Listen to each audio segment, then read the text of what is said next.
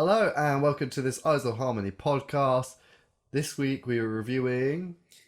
The Sea Devils. Yes. And what comes after the letter C? Z. Yes.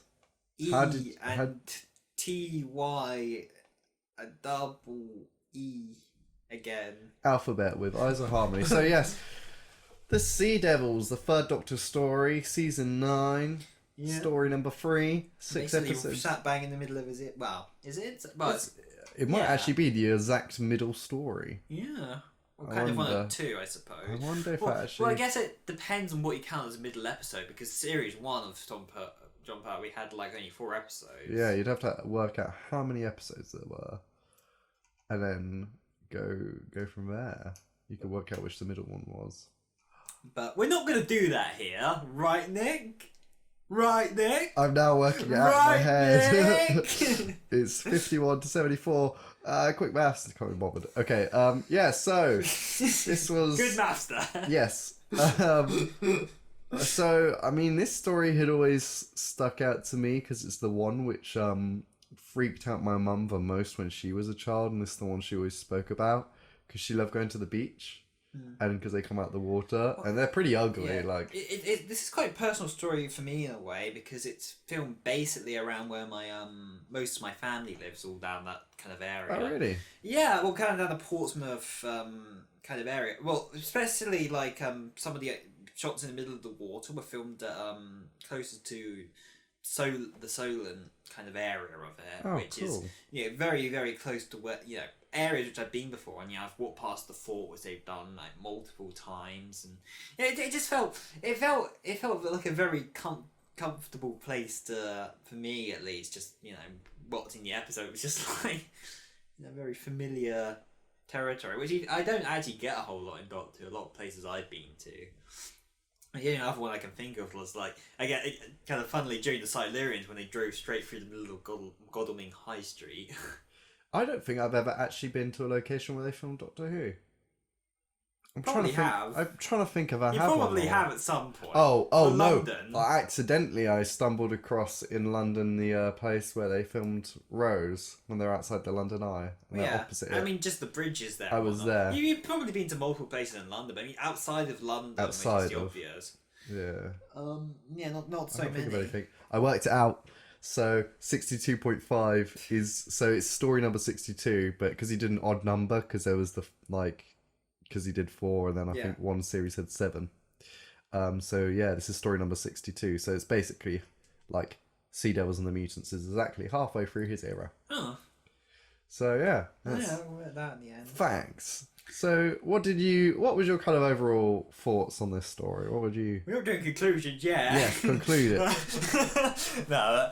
Well, it's fine. It's kind of like it feels like kind of just another one of the era in a way. So like it's good, it's solid, but I mean, firstly, the whole master plot, after having done it the entirety of last season, was starting to tire out having that be the same thing every week, which I think they kind of somewhat mock a little bit in this story. Some of the dialogue feels intentionally like, we know this is getting a bit old, but bear with us, kind of sort of thing.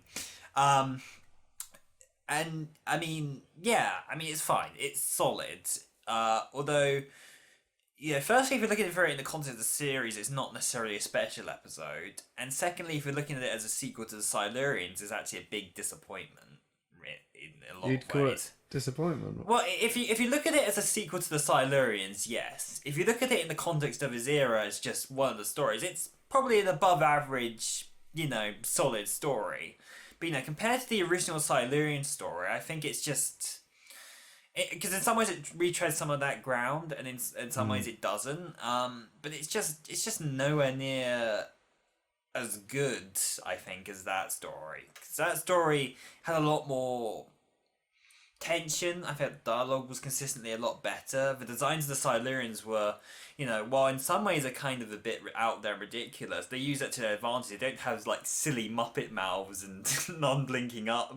Intentionally, Silurians' eyes were kind of blank, which kind of gave it like a light sensitive kind of vibe to it, as opposed to Silurian just have big, unblinking, weird looking eyes. I like that though because it's kind of fish. It's a mix between fish and Yeah, I suppose it just. Do fish blink? No, I don't know if they do. No, they don't need They to don't. underwater. Yeah, so but they're on land though. That's why it looks. well. Maybe that's why they're constantly crying out in pain. It's actually because their eyes are like drying up. And also the fact that they don't move at all. The eyes. Yeah, but I mean, this is that's a critique on the time. If it, Well, no, but it's to... better when they use it to their advantage. The Silurian design didn't have a mouth and didn't have like moving eyes, which made that kind of uncanny design kind of work within its kind of limitations. I don't think the sea level designs entirely do here. Really, they just look a bit silly at points. I think they tried to redo the horror aspect though, because they did do. I know the Silurians had a great like horror aspect building up to before they showed it. I believe they did that quite well in this story. Like the reveal of the Sea Devils was quite well built up. It would have been had it not been for the blimmin' music cue that played every single like do do do do do. Like, yeah, it was getting silly because it's like every like. 30 seconds or so, it'd just be like a hand. Do do do do do do do do. It's just like the same 5 notes on repeat. It's like it got like it was a little bit suspenseful at first, but then it kind of just got silly. It just like having that consistent thing throughout the entire episode somewhat ruined a lot of that tension, I think. And actually, I kind of got that bit with the music in general too. Like there was one moment. What was it? There was one. Oh no! It was when the master was at the base, and just like the music that they had in the background there, just didn't really fit the situation at all. It just felt too. It didn't feel like it had the right weight to it. It just was. It was a little. That it just didn't feel. I don't know which scene you're on about. When the master was seeing the parts from the base, and when he was leaving, they have... Oh, what, in disguise, and she's like, yeah, it's the master. Yeah. Yeah. The music that plays there didn't really fit for me as well. Fair enough. Yeah, so I have complaints about the music in this episode. What about that sword fight though? Yeah, I mean... I was a bit like, the Doctor's proper going for him. I'm like, Doctor, you're supposed to be the peaceful one. Like, he goes for a full-on decapitation slice at one point. I think he knows he's probably not going to hit that. I know, that's what I was thinking, but I'm like, it's like, what, Doctor? Calm down, man. A bit mad. I mean, the reason for doing it was a little arbitrary, but, I think they kind of nodded and winked at that. That was one of the moments which I noticed they kind of nodded and winked. It's like, yeah. And, it's just fun to see, I think, it was, they just looked like they just had fun with that scene. Yeah, especially with, like, the curtain swiping and all that. Yeah. I wouldn't do that if I were you. That's government property. John Pertwee is definitely in full swing at this point. Same with Katie Manning. Very comfortable. Well, I had some issues with Katie here in that she cries at the drop of a hat here. She does get very emotional about the Doctor. Like the entire second half of the episode, like the Doctor's. Oh no, he's dead. Oh no, he's dead. Yeah, oh no, he's dead. Like, and every time it's proved to her that he is not dead. It's like, well, do you really think he could have died that easily? The Doctor walks out the door. Oh my God, he's dead. Gone! No. It's a bit much. Like, Katie Manning's does great, and she has, I think, better stories than this. But I think in this story, Jo's usually kind of adorable and whatnot, but in this story, it does get a bit grating towards the end of it. There was some really good Doctor moments though. There was. Like when he jumped on the barbed wire so Jo could just climb over. So, like, it's really small, but it's such a Doctor-y thing to do, to be the one who throws himself on this barbed wire. Indeed. But he doesn't even make any big issue about it. Like, he probably cut himself quite a lot doing that. Like, I know, in reality it wasn't, but it's... it fits his character completely. Yeah. This is one of the more pleasant, I guess, in a way. Well, I mean, if you have John Pertwee's era, he kind of goes back and forth between being a little bit of a. Well, no, I guess towards the second half, he kind of. He's more grumpy to start with. He's more grumpy. He mellows out. And then he mellows out a bit. Although I'd say in terms of the Doctor, the ending is rather brutal for him. Really, it kind of. I guess flies in the face a little bit of like in the original Silurians, he kind of of course, he lambasts the Brigadier for doing that. Yeah, and all that. Brigadier And does he's throughout this episode, trying to convince against that too. But at the end of the day, he does it here. It like kind of flies a little bit back in. I know in a way he said, "Oh well, I have no choice. You leave me no choice and whatnot." But last time he found a way to put them all back to sleep. Like, why couldn't he have found another peaceful solution like that? That seems far more doctory. That was kind of very out of character. Oh, this thing will blow up, but also if they try to switch it off, it'll blow up. It's like that doesn't really feel like something that the Doctor would do. Really. I guess, but also if they did manage to wake everyone up, there would have been a full-out war. And say if they hadn't woken them up, the Sea Devils just would have continued to have tried to wake up the rest of their species. I mean, but at no point did he find a way to try and put them back to sleep like he did in the original Silurians and stuff like that. Yeah. At no point does he consider some of those other options other than we share the Earth. Oh, that doesn't work. I'm gonna blow you all up. I love the way the Master waves before he leaves. It's just like bye. But just in general. Roger Delgado's so blimmin' good. He is the master. Other people have played great villains. Yeah, other actors are the master, but Roger Delgado just is the master. There is no other true master to me, really, in a way. Nobody does it like Delgado. The right balance of class throughout everything, but I think that's the issue with New Who, though, is that it's only 45 minutes. Or if you double, two episodes, you get, kind of 90-minute, a movie, basically, length is what happens if there's a two-parter.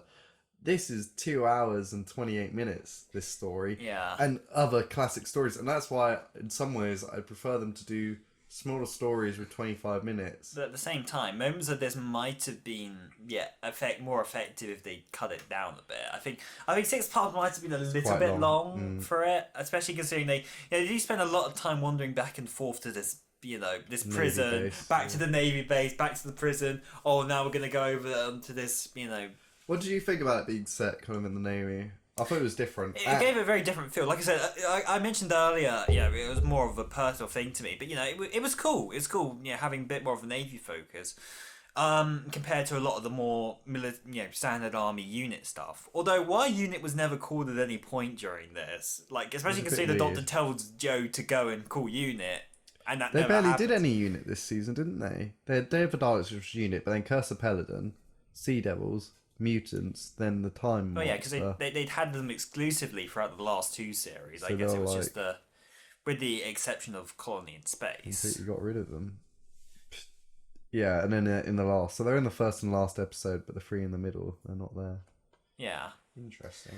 But it just feels weird that they never at any point call unit to this, especially because they have ample time, and that's kind of their specialty rather than the militaries. But instead you have this other guy come in and take over the whole thing, which he played it quite well. He did was it Walker? Was it? Yeah, you can tell. You really dislike him.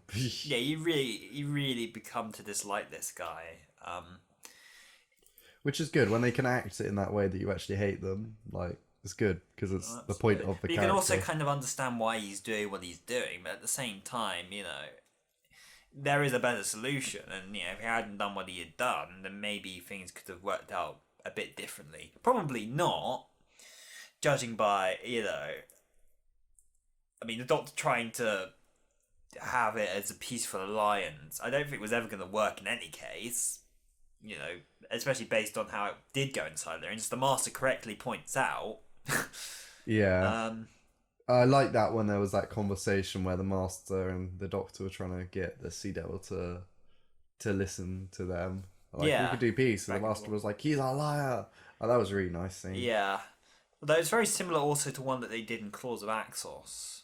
Yes. It's very similar. I mean, this is the problem, especially where it comes, after the whole Master season, you've retread a very similar ground in this compared to, especially if you watch the whole season, the other season first, I think you're treading on a lot of very Get a bit tired at this point. samey ground. You know, the Master's doing the same thing that the Master's been doing the entire time, only this time without unit. I guess in a way. Pretty much. Not that he doesn't get some great moments in this. Like the whole clangers scene is an absolute classic. Oh yeah, and then they did it later on, didn't they? And John Sim with the Teletubbies. With the Teletubbies. Now that's evolution. Yes, Televisions yes. That was a great callback when they did that later. Yeah, great on to it's just such a it just helps to remind you that yes, this is an alien. Yeah. I love his reaction. It's like, oh, okay, because he explains like it's puppets for children. It's like, oh. Like, kind of slightly disappointed as well. Yeah. I thought the good thing is setting at the Navy is they could get all the stock footage of all the torpedoes firing. The stock footage of torpedoes, yeah. Well, that stuff was really cool. And the fact that they actually got the Navy themselves involved and had, like, all the soldiers that were running about doing the stuff were real soldiers that they just got to, do the actual Navy parts. I was wondering if they'd had. No, they credit them at the end of every episode. Yeah, they say thank you for the. Yeah, because they actually did have an agreement and had the actual Navy personnel do the stuff. Nice. Yeah, I think overall it's just kind of a lot of retreading. It is. I mean, not that certainly there are qualities here. There's some great qualities. Also, how the Master, has his hold on the prison. And the prison, George. I enjoyed his character. Yeah, it's kind of outwardly bumbling, but always kind of with a idea of what he wants to do. But he's trying to do it for the right reasons. But oh yeah, he says the classic line in this one. I reverse the polarity. The only time he says it during the Third Doctor's era. Yeah, I know. I thought it was said a lot more, but they say he does say reverse polarity. But not reverse polarity of the neutron flow. He says it enough of time in the Five Doctors. Yes, because that become a thing. That become kind of an infamous line at that point. Cool. Yeah. I mean, the Sea Devil's design, I guess other than that, I guess I think personally they should have perhaps looked. They really did go for this whole fish look to them. I like the fish look. I would like to see a modern day remake of them because I think you could do a lot with the design. That's what the modern Silurians are, though. They're just sea devils with human faces. I'd prefer the big eyes though, but they made them one the same. But I think the issue the original Silurian design is just at this point gone. Really, yeah. I mean, it is just a sea devil with a human's face slapped on. And we'll eventually get to that episode. But I have a lot of things to say on that episode because I really heavily disliked that episode and how they rebooted the Silurians, and it's stuck. Of course, now that's what the Silurians are, and they can't go back and do them properly. But they were such cool creations originally, like in their first appearance. Not only the designs just looking so out there, but you had the cool things with the third eye and just how their society was built, and I just don't think they've done that justice since. The Sea Devil's introduction as kind of a subspecies was cool, but at the same time, I think they should have sounded and looked a bit closer to the original Silurians if they wanted to make them one the same. Because of course, especially as a kid, without knowing the proper context, I wouldn't have known at any point that they were two of the same kind of species because they don't really look that much alike, really. I would argue that I think they're just a very one-note monster. Yeah, well, you can't really tell many different stories with them. I was trying to come up with story ideas, and the only idea I had was that they travel back in time to when they're on land, and it's like tribe of the Silurians or something. And that'd be cool. I was thinking something you could do was that the Doctor actually had to trick them into going into underground. So actually, it was the Doctor, who actually put them underground. He had to trick them so mankind could. There is a cool premise there. There is a cool premise for an episode. I thought that would be the most interesting that you could really go with them. That the Doctor is actually the one who, in the end, did send them, like tricked the astronomers or something like that. I'd also be interested in a Silurian Zygon crossover because they both kind of have similar ideas behind them. Trying to live. Well, the Zygons are just kind of immigrants in Yes. brackets who come to live in the UK while not UK, the world. But Yeah, the Silurians were here before us. but that's kind of an interesting dynamic, though, isn't it? In a way, because you know you have the people who claim it originally was, you have the people who own it now, and you have the people who want to make it their own. It would be interesting to do a crossover. So yeah, and how they would kind of interact off each other. I think, yeah. Well, I think they probably at this point put the whole Zygon plot to bed. If they wanted to, that particularly if they did one like earlier on in the timeline or something, that'd be an interesting kind of crossover and how they kind of would, how would they react to each other? How would, I guess as the Silurians would see them as kind of in some ways on a very similar level to the humans, but at the same time, I don't know. It'd be interesting. It'd be interesting. I think they could do some stuff with that too. I find it very interesting that would you count Dinosaurs on a Spaceship as a Silurian sequel? Because I mean, it's like a not a sequel, but like an epilogue or something. Because it's like their spaceship, isn't it? Yeah, in a way. The thing is, if they had spaceships, why don't they go in spaceships Well, instead they of just underground? leave. It does. It brings up more issues in that. And my other regard. thing is, if they have all these weapons, these high-tech weapons, where were all their buildings when it didn't crash into the Earth? There was still no catastrophic event. They were in caves mostly. Because it turned out to be the moon. I guess, yeah, but then they have all these laser equipment, don't they? Yeah. Like, surely they're civilized enough. When you look at the Series 5 story, you know, Cold Blood, and they're in this city underground, and it's all nicely paved. Where was all that cities on the surface, you know? Yeah, well, I mean, I guess it's just, well, because they had all these dangerous dinosaurs and whatnot, I suppose. Dangerous dinosaurs. And whatnot. And then the climate, maybe they just felt it was better protected and safer to bury themselves all underground and not have, like, on-world habitats, I suppose. Did Maybe. you feel this story was missing the Brigadier? I really felt he was needed in this one.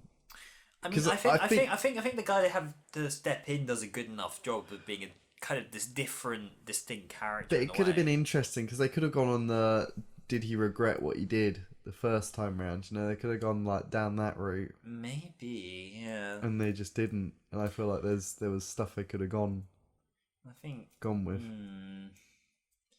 Yeah, and again, it was weird that unit weren't there in the first place. But yeah, maybe it might have been better that Brigadier was here. Although where they'd fit him in, as they currently have the plots.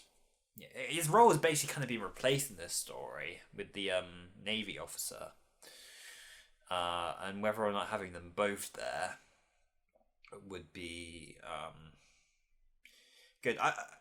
good or would work out well. I mean, I guess you have to rewrite the whole plot, but I mean, you could. Yeah, no. Either way, that probably would have led to a more interesting story overall if he was there somewhere, and having a bit of a your only real connection back to the original story, other than the Master bringing it up, was the Doctor himself. Yeah. So it might have been interesting to have another character's perspective on that, and what. Like the Brigadier pushing for peace, and that guy being like, "Nah, I'm above you." Or would the Brigadier again push for it to be destroyed again? Well, that would be the interesting thing. Yeah. And I feel they missed out on that potential. Yeah, no, it's true. It's true. I think just in general, there's a lot of just kind of missed potential points. Like I said, in some ways, this is a very similar retread to the original Silurians. Yeah, you have this moral dilemma and trying to negotiate whether or not to become part of the world and to come to a peaceful solution. And you have one person who's trying to convince them otherwise. In the original Silurians' case, it was a inner Silurian, which honestly, in some ways, almost made that more interesting in a way, as opposed to just the Master coming along going, These guys, yeah, they can, these guys won't want to make peace with you or whatever.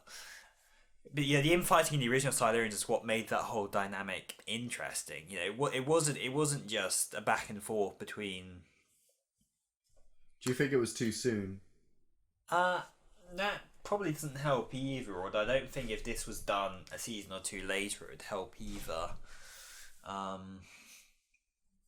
Yeah, I don't know. I mean, ultimately, it's like the Sea Devil, the whole backstory with them being kind of sub-Silurian thing, warrior sub-Silurian things, is ultimately doesn't equate to a whole lot, really. They didn't really build on much in a way, I suppose, compared to the original Silurians. Like, you don't find anything more about the Silurians. You don't, other than the fact that, again, you know, you have these kind of sub-aquatic versions of them, but you don't really. That's about all that's new, isn't there? Yeah, more or less. You know, you don't get an expanded idea on them. All the information on the Silurians you need to know happened in the original story, and these are a subspecies who are a bit more dumb and a bit more, you know, running around with weapons as opposed to doing cool stuff with the third eye and whatnot. Why didn't the Sea Devil just have the third eye? Like, that would have been cooler. I don't know. Why did they hate the third eye so much? I guess in some ways it was quite OP. Well, I would argue. Then you build in a limitation, something that makes sense. The doctor prods them in the eye. Well, they're just like, oh, my eye. I cannot see. Vision is impaired. Yeah, I think the only thing that really changes by the end of these 6 episodes is the Master's escapes. Master escapes. That's about it. And a few people are dead. But nothing that's like world changing, you know? No, nothing at all, really. Nothing at all. And I guess that whole prison was everyone died. People died, and that was about Lots of people died, but People no one died. really...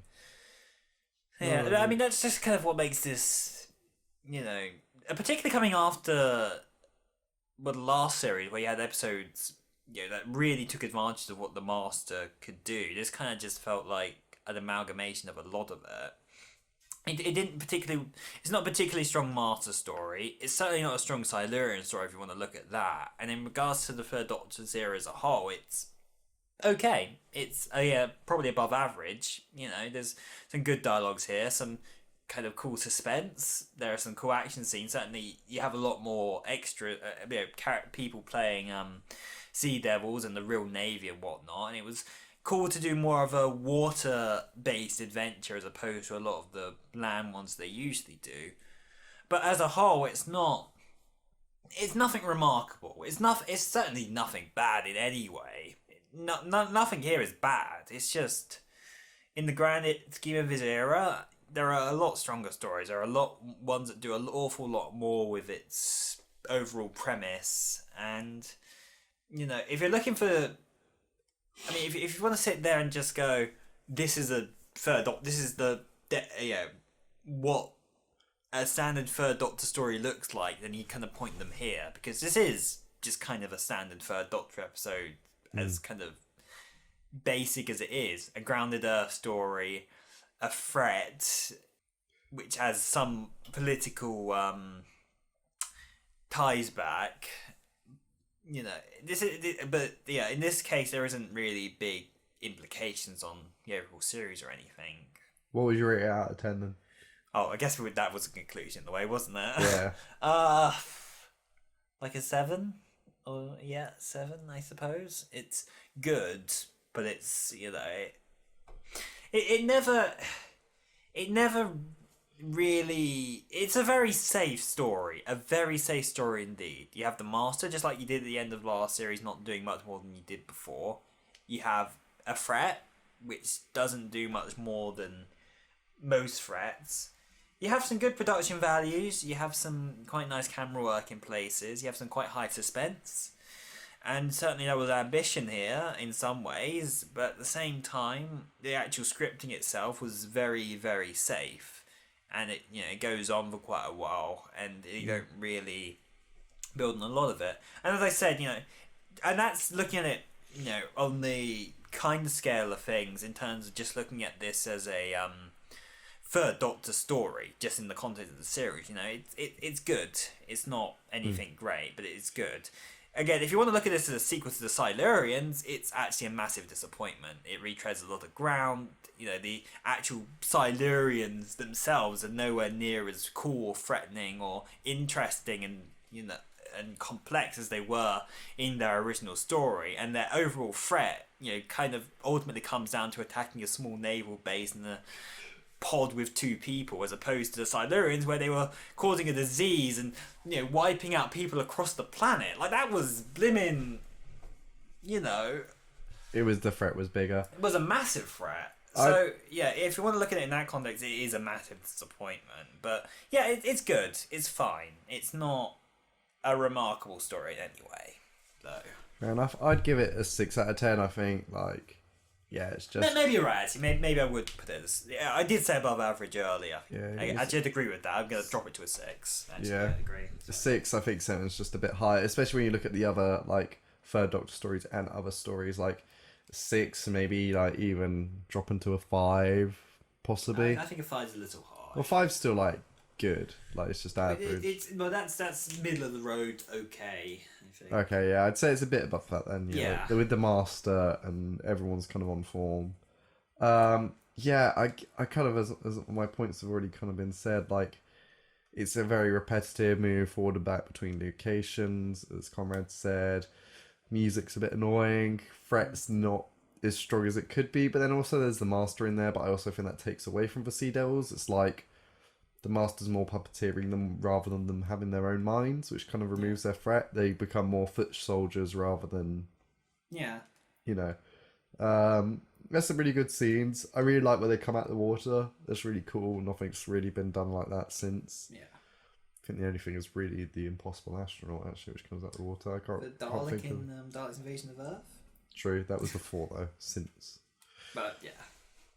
But yeah, I don't know. There's more something about it, especially as one comes up and kind of like shakes its head. I think it's probably just the actor. I don't think he's actually meaning to do it, but it looks kind of really... It's kind of freaky. I find them freaky. But yeah... I think they would be without the Muppet mouths. Yeah.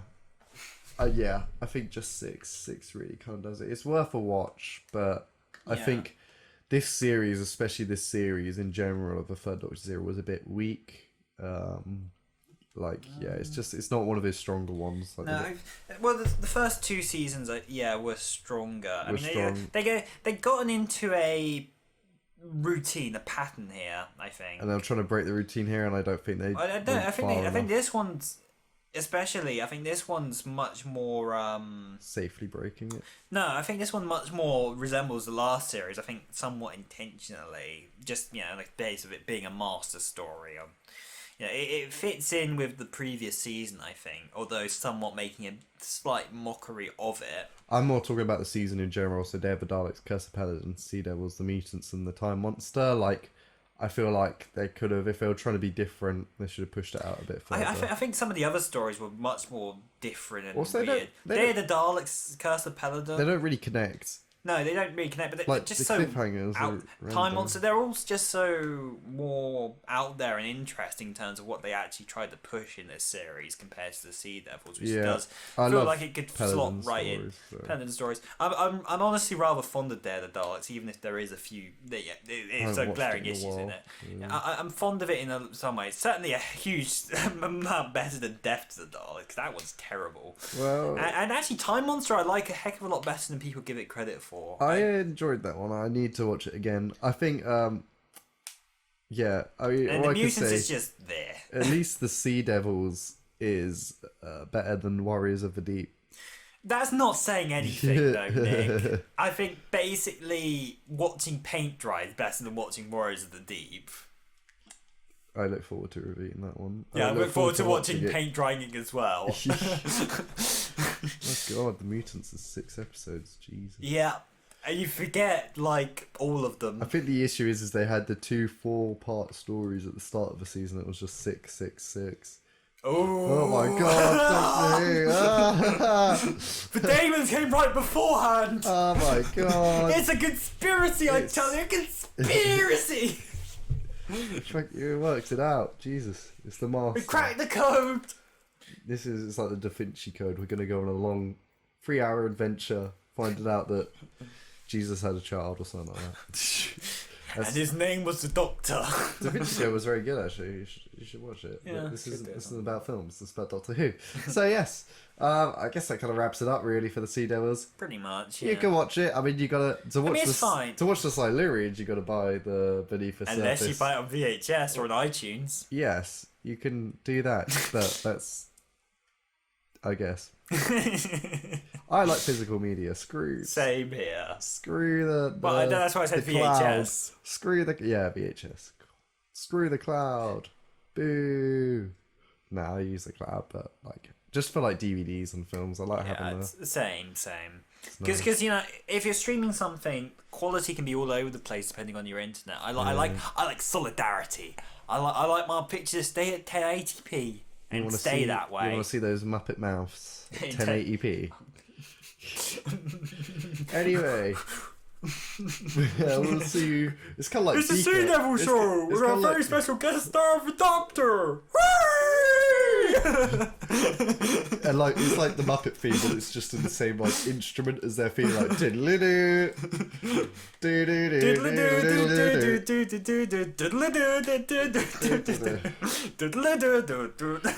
Like, to be fair, they look a bit like Gonzo, actually. In some ways, very loosely. Distant cousins. The Silurian. Hey, I'm gonna do a stunt, and I'm gonna blow up this Navy base. Yeah. On like a motorbike. Or the hoverboard. Oh, I forgot to mention the really dumb, the little moped sea chase with the master and the Doctor. It's just so hilariously pathetic. Come to the beach. It's just It's like, advertisement get point. away, and then he just drives onto the beach. It's like, haha, Doctor. It's just so cringe. It's like, At least it doesn't take as long as the one that Planet of the Planet of the Spiders. yeah, the entire episode of a chase. Yeah. Christ. And then they have the chase, which is a chase in itself. Which is a better story. Which is a better story, yeah. Anyway, we will see you next week for our next review. See you next time, guys. Bye! Boy.